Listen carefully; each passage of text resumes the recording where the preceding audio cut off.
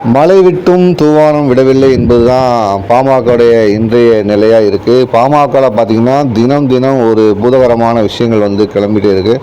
அவ்வளோ பாமகவில் நடக்கிற அந்த உட்கட்சி பூசல் அக்கட்சி தொண்டர்களை பார்த்திங்கன்னா ஒரு பெரிய சோகத்தையும் அதிருப்தியும் ஏற்படுத்திக்கணும்னு சொல்லலாம். எப்போது தீரும் இந்த பிரச்சனை அப்படிங்கிற மாதிரி தான் அவங்க போயிட்டுருக்காங்க. ஏன்னா சட்டசபை தேர்தலை எதிர்கொள்ளணும், இன்னும் 10 மாதம் தான் இருக்குது.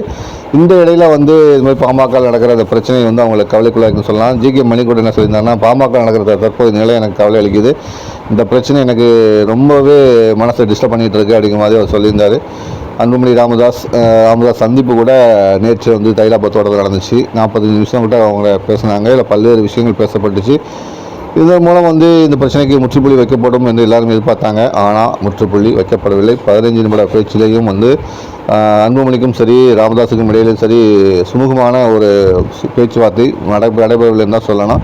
பல விஷயங்கள் பேசியிருக்காங்க. கூட்டணி, கட்சியுடைய வளர்ச்சி பணி, நிர்வாகிகள் தேர்வு, இப்படின்னு பல விஷயங்கள் பேசிய போதும் 2 பேருக்கும் இடையே ஒருமித்த கருத்து ஏற்படலை அப்படின்னா சொல்லலாம். இந்த கருத்துக்கு இடையில தான் மறைந்த சோவுடைய நண்பரும் தற்போதைய துக்ளக் ஆசிரியருமான ஆடிட்டர் குருமூர்த்தி மற்றும் முன்னாள் மேயர் சைது துரைசாமி அவங்களாம் போய் அன்புமணி ராமதாஸ்டையும் கலந்து பேசியிருக்காங்க. இது சம்மந்தமாக பாமக ஒன்றாக இருக்க வேண்டும் சம்மந்தமாகவும் பாஜக அதிமுக கூட்டணிக்கு வர வேண்டும் சம்மந்தமாக பேசி தான் சொல்லப்படுது. இப்படி பல விஷயங்கள் பேசி தினம் தினம் ஒரு செய்தியாக மாறிட்டு இருக்கும் பாமகவுடைய தற்போதைய நிலை எப்போது சீராகும் என்று தான் தொண்டர்கள் எதிர்பார்த்துட்டு இருக்காங்க. போக போக தான் தெரியும், விடையும் கிடைக்கும்.